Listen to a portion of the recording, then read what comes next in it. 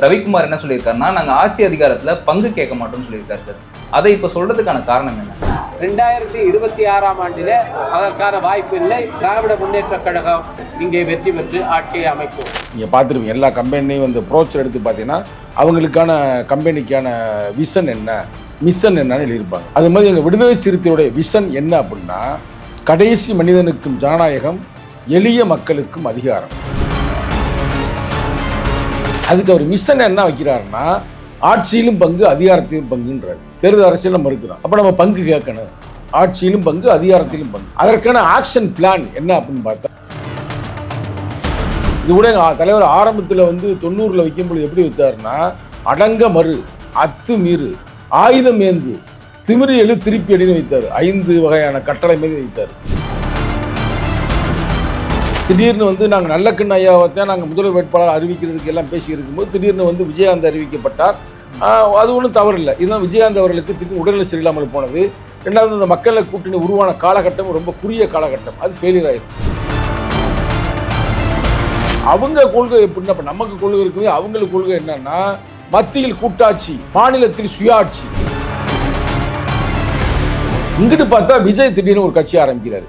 ஆனால் அவர் கொடுக்க தயாராக இருக்கிறார். முதல் மீட்டிங்கில் என்ன சொல்றாரு, ஆட்சியிலும் பங்கு அதிகாரத்திலும் பங்கு நான் கொடுப்பேன். எங்க டயலாக் அவர் தான் பிரபலமாக்குறார். இதற்கு முன்னால் டாக்டர் கலைஞர் மு கருணாநிதி ஐயா காலத்திலேயே வந்து எங்களுக்கு 8 சீட்டு கொடுத்தாங்க. நான் சொல்றது 2001. 2011 10 சீட்டு கொடுத்தாரு. அடுத்து அம்மாவும் கொடுத்துச்சு. அது வந்து அதுக்காக நான் முதல்வர் தான் செஞ்சாருன்னு நான் சொல்லலை. இந்த ஐபேக்கு, இந்த ஆதவ அர்ஜுன், இந்த குரூப்லாம் அது மாதிரி செஞ்சு விட்டாங்க. அப்போ எங்கள் தலைவர் கூட கையெழுத்து போட்டார். கையெழுத்து போடும் என்ன சொன்னாருன்னா, நான் மிக மனவேதனையோடு கையெழுத்திடுகிறேன். இந்த சூழ்நிலையில் தான் எங்களுடைய ரவிக்குமார் பொதுச் செயலர் அவர் ஒரு யதார்த்த உண்மை சொல்றாரு. நாங்கள் வர 2026 நாங்கள் கேட்கல. இது எங்கள் தலைவருடைய முழக்கம் தான். 2026 அந்த தலைவருடைய முழக்கத்தை நாங்கள் கேட்கல. ஆட்சியில் பங்கு, அதிகாரத்தில் பங்கு. ஆனால்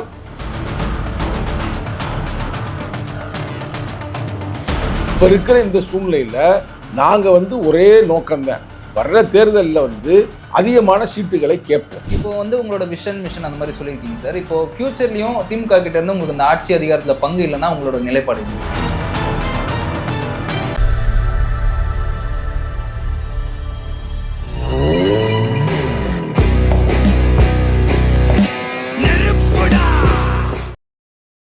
இந்த ஃபயர் தமிழன் நேயர்களுக்கு வணக்கம். இன்னைக்கு நம்ம கூட இன்டர்வியூல விசிகேவின் மாநில இளைஞர் அணி செயலாளர் திரு சங்கத்தமிழன் சார் இருக்காரு. சார் வணக்கம் சார். வணக்கம் சார். இப்போ கொஞ்ச நாள் முன்னாடி நீங்க வந்து ஒரு விஷயம் சொல்லியிருந்தீங்க, என்னன்னா நாங்க வந்து டபுள் டிஜிட்ல வந்து சீட்டு கேட்க போறோம் திமுக கிட்ட கூட்டணியில, அதே மாதிரி டபுள் டிஜிட்ல ஜெயிப்போம்னு சொல்லியிருந்தீங்க. இப்போ வந்து உங்க கட்சியில இருக்க ரவிக்குமார் என்ன சொல்லியிருக்காருன்னா, நாங்க ஆட்சி அதிகாரத்துல பங்கு கேட்க மாட்டோம்னு சொல்லியிருக்காரு சார்.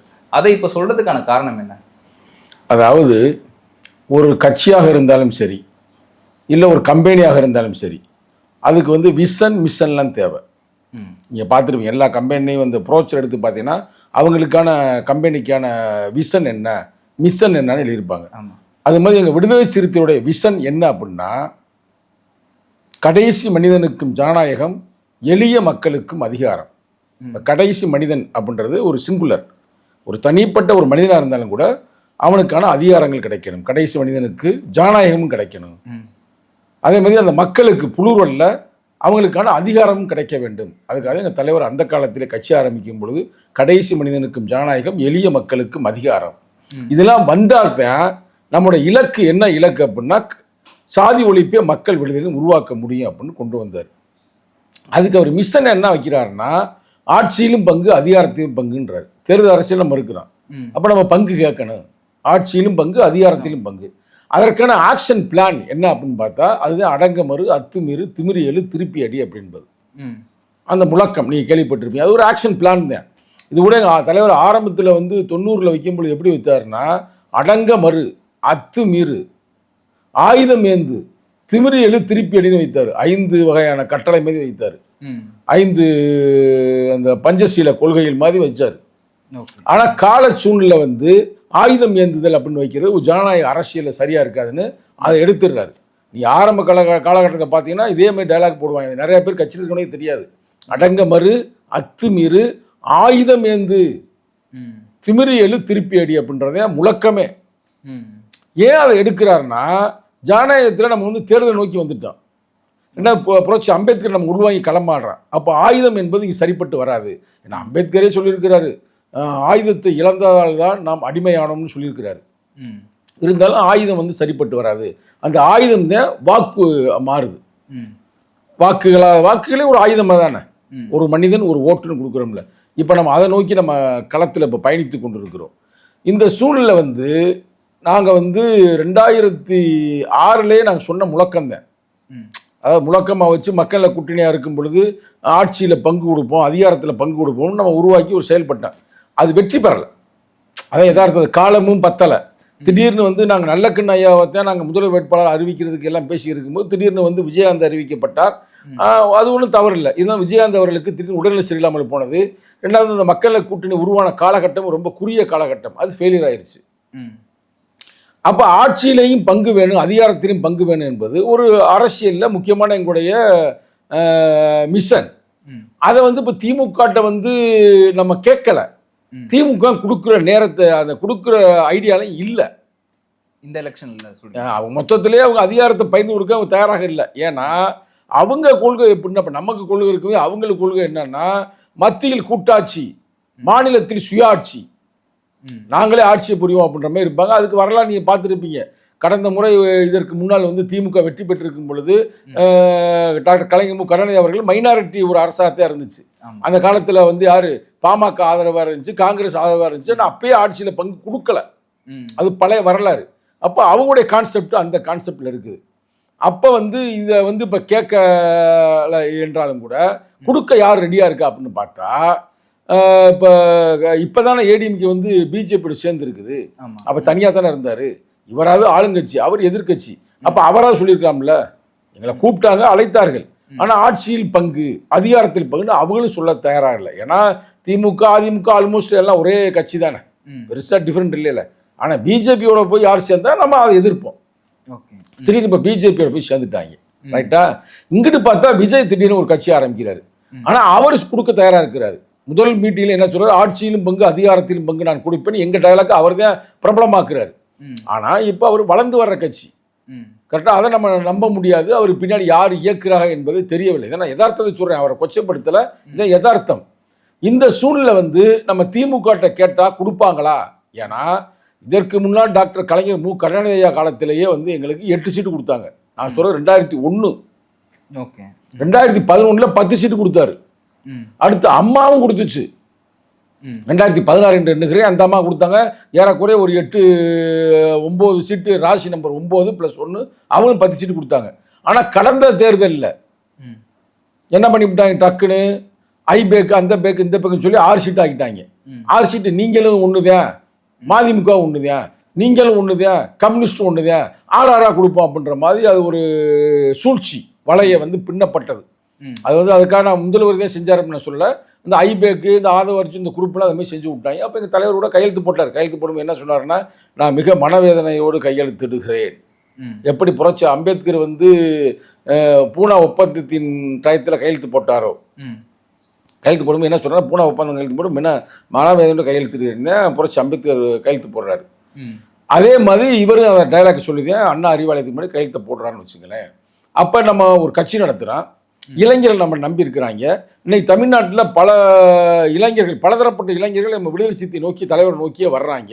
இன்னைக்கு கூட இப்போ இலங்கை போர்லாம் முடிஞ்சு போய் அங்கே அழித்தொழிக்கப்பட்ட பிறகு கூட இன்னும் 2 நாளைக்கு முன்னாடி எங்கள் தலைவர் இலங்கைக்கு சென்று அங்கே இருக்க மக்களுக்கான தீர்வை வழங்க வேண்டும் என்பதற்காக முதல்வரை சந்தித்து மனு கொடுக்குறாரு, பிரதமரையும் சந்திக்க போறாரு. அப்போ தொடர்ந்து நாங்கள் ஒரு கொள்கை ரீதியாக ஒரு கட்டமைப்பு நாங்கள் களமாடி கொண்டிருக்கிறோம். அதே நேரத்தில் ஒரு ஆட்சி அதிகாரம் இருந்தால் தானே அதை வந்து செயல்படுத்த முடியும். அப்ப இவங்க கொடுப்பாங்களா என்றது கொடுக்க முடியாத ஒரு சூழ்நிலை.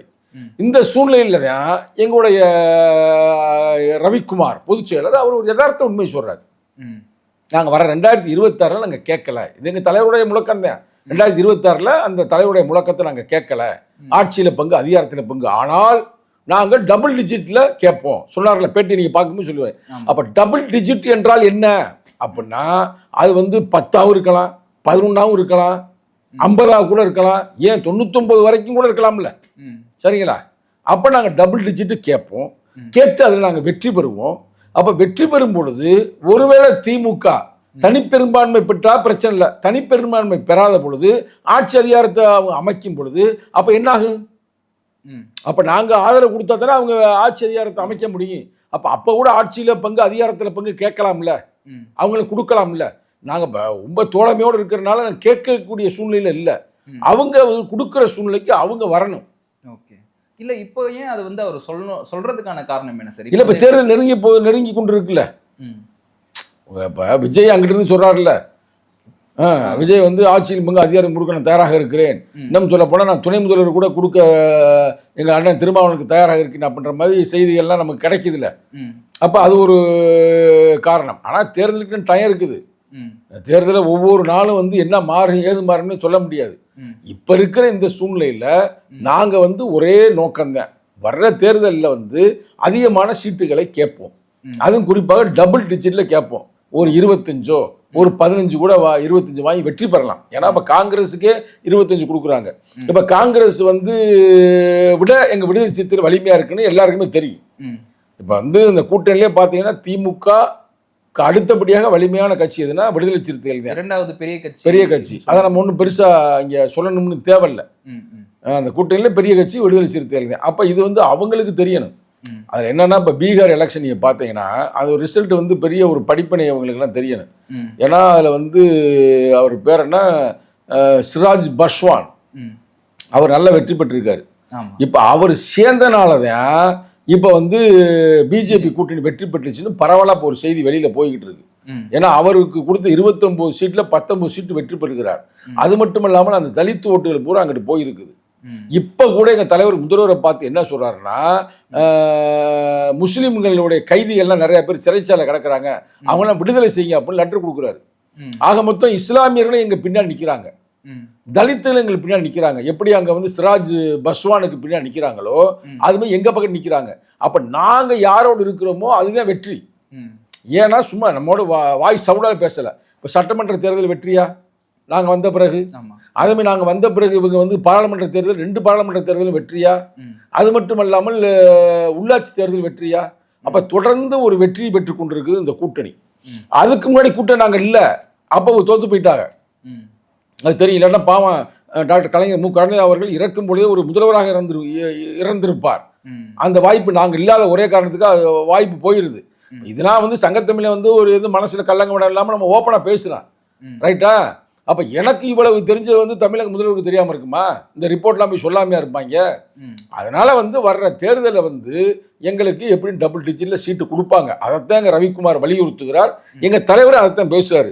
அதுக்காக வந்து நாங்க ஆட்சியிலும் பங்கு அதிகாரத்திலும் பங்குல வந்து பேக் அடிக்கல. அதற்கான சூழ்நிலைகள் அதற்கான ஒரு வரும்பொழுது நாங்கள் கேட்போம். அரசியலே என்பது இவர் ரொம்ப நல்லா வர்றா அப்படின்னு சொல்லி எவனும் சீட்டு ஒதுக்குறது இல்லை. தேர்தல் வந்து யாரும் அதாவது ஒரு கருணையின் அடிப்படையில் வழங்குறது இல்லை. தேர்தல் என்பது நம்முடைய பலத்தை மையமாக வைத்து தானே போகுது. நீ பலமாக இருந்தீங்கன்னா உங்களுக்கு சீட்டு ஒதுக்க போகிறாங்க, மக்கள் ஓட்டு போட போகிறாங்க. தேர்தலையும் பல சூழ்ச்சிகள் பண்ணுறாங்க. தேர்தலில் சீட்டுக்கு இப்போ காசு கொடுக்குறாங்க சில பேர், நீ தான் பார்க்குறீங்களே. எல்லா பேரும் தான் கொடுக்குறாங்க, ஆளுங்கட்சியும் கொடுக்குது, எதிர்கட்சியும் கொடுக்குது. சாதி கலவரத்தை தூண்டுறாங்க. இப்படி பல சூழ்ச்சிகள் மிகுந்ததே இந்த அரசியல். ஆனாலும் கூட இந்த அரசியலை பொறுத்த வரைக்கும் விடுதலை சிறுத்தைகள் ஒரு நேர்மையாக பணியாற்றுகிறோம் என்பதை இந்த உலகம் அறியும். அந்த வகையில் பார்த்தீங்கன்னா சென்னை மாநகர் இருக்குது பார்த்தீங்களா, அதெல்லாம் நிறைய பேர் தெரியாது. சென்னை மாநகரில் 2 தொகுதி சிட்டிக்குள்ளே இருக்குது, எழும்பூர் திருவிக நகர். அங்கே பூரா விடுதலை சிறுத்தைகள் ஓட்டுதான். விடுதலை சிறுத்தைகள் தான் அங்கே அதிகமாக இருக்கிறார்கள். அவங்க ஓட்டுதான் வெற்றியவே தீர்மானிக்கிறது. உங்களுக்கு புரியுதா? அப்போ இது மாதிரி நான் கேட்கறதே இல்லை, நிற்கிறதே இல்லை. இன்னமும் உங்கள் வட மாவட்டங்களில் பூரா அதிகமான தொகுதிகளை பார்த்தீங்கன்னா விடுதலை சிறுத்தைகள் தான். அதுதான் உங்களுக்கு வந்து கடந்த தேர்தல் வந்து வெற்றியை கொடுத்திருக்குது என்று ஐபேக்கே சொல்லுது. எங்கெல்லாம் தலித்துகள் மக்கள் விழாவாரியா அதிகமாக இருக்கிறார்களோ அவங்க ஓட்டு டிரான்ஸ்ஃபர் ஆகியிருக்குது. அதுவும் இஸ்லாமியர் ஓட்டு டிரான்ஸ்ஃபர் ஆகியிருக்குது. அப்போ இதையெல்லாம் அவர்கள் நிச்சயமாக உணர்ந்து வருகின்ற சட்டமன்ற தேர்தலில் எங்களுக்கு நல்ல ஒரு சீட்டை ஒதுக்குவாங்க. அதனால் எந்த வகையான மாற்று கருத்தும் இல்லை. இப்போ வந்து உங்களோட மிஷன் அந்த மாதிரி சொல்லியிருக்கீங்க சார். இப்போ ஃபியூச்சர்லயும் திமுக கிட்ட இருந்து உங்களுக்கு இந்த ஆட்சி அதிகாரத்தில் பங்கு இல்லைன்னா உங்களோட நிலைப்பாடு எப்படி இருக்கு? நல்ல கேள்வி, சூப்பரான கேள்வி கேட்டீங்க. அதாவது எப்படின்னா இந்த தேர்தலில் நாங்கள் கேட்கல, ஆனால் 2031 நாங்களே பகிர்ந்து கொடுப்போம். ஒருவேளை எங்க தலைமையில் கூட ஒரு வேலையில் அதை நோக்கி தான் நாங்கள் இப்போ வேலையும் பார்த்துக்கிட்டு இருக்கிறோம். எங்க தலைமையில் நாங்கள் ஒரு கூட்டணி உருவாக்கி நாங்கள் பகிர்ந்தளிப்போம். ஏன்னா உங்களுக்கு விஜய்லாம் அரசியலுக்கு வருவாரான்னு யாருமே எதிர்பார்க்கல. திடீர்னு இப்போ அரசியலுக்கு வந்துட்டாரு. இப்பயே வந்து உங்களுக்கு 4 முனை போட்டியாக மாறுகிறது. அப்போ 2031 இன்னும் அரசியல் மாறும். அதிகமான ஆட்கள் போட்டி போடும் பொழுது அது விடுதலை சிறுத்தைகளுக்கு வலிமையாக இருக்கும். அப்போ அந்த காலகட்டத்தில் நாங்கள் போய் இப்போ கேட்குறோம் பாருங்க, எங்களுக்கு வந்து கூட்டணியில் ஆட்சியில் கொடுக்க பங்கு கொடுக்க கேட்குறோம். இப்போ நாங்களே பிரித்து கொடுக்க வேண்டிய ஒரு சூழ்நிலையும் வரலாம், வரும். அதற்கான வேலைகளை தான் எங்கள் தலைவர் செய்து கொண்டிருக்கிறார். அதற்கு அத்தாட்சியாகத்தான் 234 தொகுதிகளுக்கு நாங்கள் வந்து இப்போ வந்து மாவட்ட செயலாளர் அறிவிக்கிறோம். அது எந்த கட்சியிலுமே இல்லை. ஒவ்வொரு தொகுதிக்கும் ஒவ்வொரு மாவட்ட செயலாளர் 2-3 நாள் அறிவிச்சிருவார். அப்போ அதில் வந்து நாங்கள் நிறைய ஜனநாயக சக்திகளுக்கு கொடுக்குறோம், தலித் அல்லாத மக்களுக்கு கொடுக்குறோம், இஸ்லாமியர்களுக்கு கொடுக்குறோம், இளைஞர்களுக்கு கொடுக்குறோம், பெண்களுக்கு கொடுக்குறோம். இதெல்லாம் வந்து ஒரு தொலைநோக்கு பார்வையோடு நாங்கள் செயல்படுறோம். இதை பற்றி எங்களுக்கு பெருசாக ஒன்றும் இது இல்லை. எங்களுக்கு பிஜேபி வரக்கூடாது, சரிங்களா? அது மாதிரி சாதிவாதிகள் தலை தூக்கக்கூடாது. அப்போ அதனால வந்து இன்னைக்கு யாரு அவர் வந்து ஏறக்குறைய வந்து பிஜேபியோட சரண்டர் ஆகிட்டாரு. இவர் யாரு? இவர் வந்து பிஜேபி எதிர்க்கிறாரு.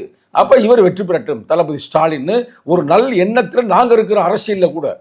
அரசியலில் வந்து எங்களுக்கு வந்து பார்கன்ஸ், அதாவது பேச்சுவார்த்தை பண்ணி எங்களுக்கு சீட்டு கிட்டுகளை பேசி ஈஸியாக சித்தாட்ட வேலைகள் எங்களுக்கு தெரியாது வச்சுக்கல, ஏட்டி பூட்டியாக பண்ண தெரியாது. ஆனாலும் கூட எங்களுடைய நேர்மை மக்களுக்கு தெரியும்ல. அப்போ அதுவும் தளபதி ஸ்டாலினுக்கும் தெரியும்ல. அதனால் வந்து இப்போ இந்த தேர்தலில் நாங்கள் தெளிவாக இருக்கிறோம். டபுள் டிஜிட்டில் எங்கள் சட்டமன்ற உறுப்பினர்கள்லாம் சட்டமன்றத்துக்குள் செல்ல வேண்டும் என்பதை நான் குறியாக இருக்கிறோம். ஓகே சார், கடைசியாக ஒரு கேள்வி என்னன்னா, நிறைய தலித் இளைஞர்கள் வந்து விசிகேலேருந்து தாவேக்காக போயிட்டதா பரவலாக வந்து பேசப்படுது. அது உண்மையா? உங்களோட ஓட்டுகள் வந்து தாவேக்காக பிரியுமா? அது வந்து எப்படின்னா, அப்படிலாம் ஒரு ரூபாயா கூட போகல. விடுதலை சிறுத்தைகள் இருக்கிற ஒருத்தர் எந்த காலகட்டத்திலையும் எந்த கட்சியும் போக மாட்டேன். விடுதலை சிறுத்தை இருக்கிற ஒவ்வொருத்தவனும் ஒரு கருத்தியல் ரீதியான ஆள். இப்போ ஏன்டா நீங்கள் பேட்டி கேட்குறீங்க, நீ என்னை விட ஒரு தொண்டனை கூப்பிட்டு நீங்கள் பேட்டி எடுங்க, என்னை விட 100 மடங்கு ரொம்ப தெளிவாக பேசுவாங்க, தெளிய தத்துவங்களை பேசுவாங்க, தலைவருடைய முழக்கங்களை சொல்லுவாங்க. அப்படி அவங்க அரசியல்படுத்தப்பட்ட அம்பேத்கரை படிக்கிறாங்க, மார்க்ஸை படிக்கிறாங்க, பெரியாரை படிக்கிறாங்க. அப்போ தெளிவாக அரசியலாக இருக்கிறவன் ஒரு சினிமா நடிகர் பின்னாடி போக மாட்டேன், படத்தை பார்ப்பேன். இப்போ நான் கூட அவருடைய ரசிகர் தான், அவருடைய படத்தை பார்க்குறேன். ஆனால் அவருக்கு போய் ஓட்டை குத்த மாட்டேன். அப்போ அப்படி ஒரு கன்ஃபியூஷன் சும்மா திட்டமிட்டு பரப்புகிறாங்க. அப்படிலாம் ஒரு பயலும் போகலை. ஏன்னா நாளைக்கு ஒரு சேரியில் வந்து தீப்பிடிக்குதுன்னா விஜய் அங்கே வரமாட்டார். ஒரு ஒரு சேரியில் இருக்கிற ஒரு ஆணவ படுகொலை நடந்து போச்சுன்னா விஜய் அங்கே வரமாட்டார். அதே மாதிரி ஒரு பெண்ணுக்கே ஒரு பெரிய சிக்கல் நடந்து போச்சுன்னா அங்கே விஜய் வரமாட்டார். இப்போ கூட கொஞ்ச நாளைக்கு முன்னாடி ஆணவ படுகொலை வந்து இது நடந்துச்சு நெல்லையில். இவர் போனாராங்க, வாயவே திறக்கலை. அப்போ இதெல்லாம் வந்து தலித் இளைஞர்களுக்கு நன்றாக தெரியும். இப்போ தலித் இளைஞர்கள் ஓட்டு மட்டுமே 23 விழுக்காடு இருக்குது. நான் வெறும் பறையர்மன்னு சொல்ல, பறையர், இன்னும் அவங்க பேர் என்ன பல்லர்கள், அதே நேரத்தில் அருந்ததிகள், இவர்கள் ஓட்டு மட்டுமே 23 விழுக்காடு இருக்குது. அந்த ஓட்டு தான் அங்கே வந்து பீகாரில் வெற்றியை தீர்மானித்து இருக்கிறது. அப்போ 23 விழுக்காடு எங்களுக்கு கிடைக்கவில்லை என்றாலும் கூட 15 விழுக்காடு எங்களுக்கு இருக்குது. இஸ்லாமியர்கள் ஓட்டு ஏறக்குறைய 10 விழுக்காடு இருக்குது. அப்போ 15 10 25 விழுக்காடுகள் எங்கள் தலைவருடைய தலைமையை ஏற்றுக்கொள்கிறார்கள். அப்போ நாங்கள் தான் வந்து கேம் சேஞ்சர். இன்னைக்கு திமுக வெற்றி பெறுகிறது என்றால் அதுக்கு முழுக்க முழுக்க விடுதலை சிறுத்தைகள் ஓட்டுத்தேன் அப்படின்னு நாங்கள் தைரியமாக சொல்லுவோம். இப்போ வந்து ஒன்றும் இஸ்லாமியர்லாம் இப்போ பின்னாலாம் இல்லை, அதே யதார்த்தம், அது அவங்களுக்கே தெரியும். அவங்க எங்கே வந்து இஸ்லாமிய மக்களுக்கு ஏன் அப்படி பார்த்துருந்தா இப்போ 4-5 வருஷம் ஆக போகுது. இஸ்லாமிய மக்களில் வந்து சில சிறைச்சாலை இருக்கிறாங்க, அவங்களுக்கு வந்து 25 வருஷத்துக்கு மேலே ஆயிடுச்சு, ஏன் விடுதலை செய்யலை? அதேமாதிரி இப்போ தலித்து மக்களுக்காக கேள்வி கேட்குறோம். நாங்கள் ஆணவ படுகொலை தடுப்பதற்கு சிறப்பு சட்டத்தை உருவாக்கணும், எங்கே உருவாக்குறாங்களா? இல்லை டாஸ்மார்க்கு இழுத்து மூடுன்னு சொல்கிறோம், டாஸ்மார்க் இழுத்து மூடி இருக்கிறாங்களா?